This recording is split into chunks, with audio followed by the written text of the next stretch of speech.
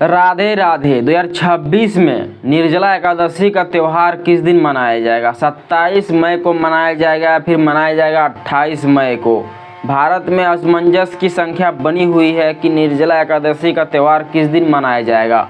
आपको सही नियम का पालन जरूर करना है। कहा जाता है कि निर्जला व्रत का त्यौहार करने से जीवन के सारे पाप नष्ट हो जाते हैं और सभी एकादशियों का पुण्य फल आपको मिलता है। एक बार भीम ने श्री कृष्ण से पूछा कि मैं सभी एकादशियों का त्यौहार नहीं कर सकता हूँ, मुझे कोई ऐसा एकादशी का त्यौहार बताएं जो मुझे सभी पुण्य फल को दे सकती है। तो उन्होंने श्री कृष्ण ने इस निर्जला एकादशी का जिक्र किया। कहा जाता है कि निर्जला एकादशी का व्रत करने से आप पूरे 24 एकादशियों का व्रत का पुण्य फल पाते हो। इसीलिए यह व्रत साल में एक बार ही आती है।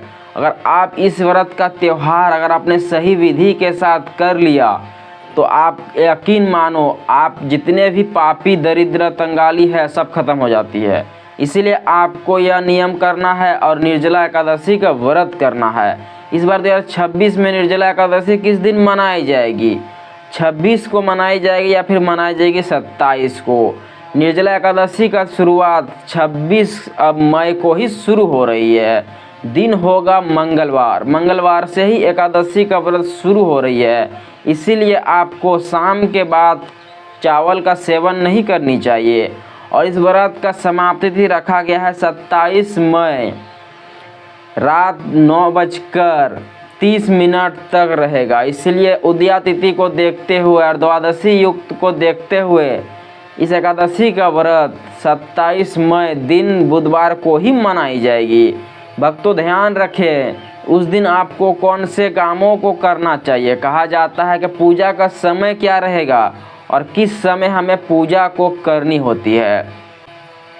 पूजा का सही समय रहेगा सुबह 5:30 से लेकर सुबह 8:30 तक। आपको पूजा दोपहर से पहले करना सबसे अच्छा माना जाता है। भक्तों उस दिन अभिजीत मुहूर्त क्या रहेगा? अभिजीत मुहूर्त रहेगा 11:50 से 12:45 तक अभिजीत मुहूर्त का समय रहेगा।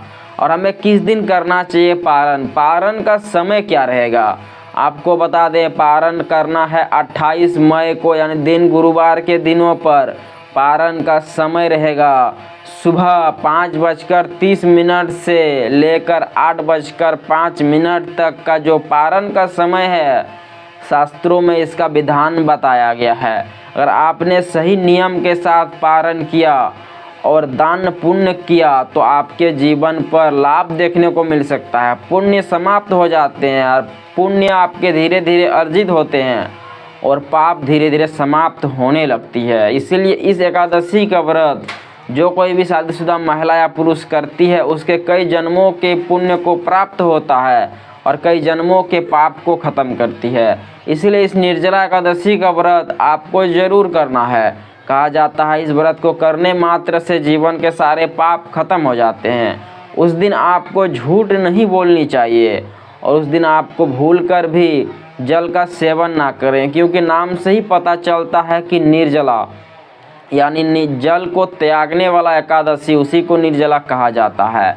आप उस दिन जल को त्याग कर इस व्रत को करते हो तो आपको श्री विष्णु की प्राप्ति हो सकती है और भगवान आपसे प्रसन्न हो जाते हैं। इसीलिए इस निर्जला एकादशी का व्रत जो कोई भी शादीशुदा महिला या पुरुष करती है उसके जीवन पर हमेशा के लिए श्री विष्णु की विशेष कृपा बन जाती है। तो आपको कमेंट करना है कि आप इस एकादशी को करने वाले हो या फिर नहीं कर रहे हो। तो आशा करते हैं वीडियो अच्छा लगा तो एक लाइक ज़रूर कीजिएगा और चैनल पर नए हो तो सब्सक्राइब जरूर कीजिएगा। मिलते हैं नेक्स्ट वीडियो में, तब तक सीताराम, हरे कृष्णा।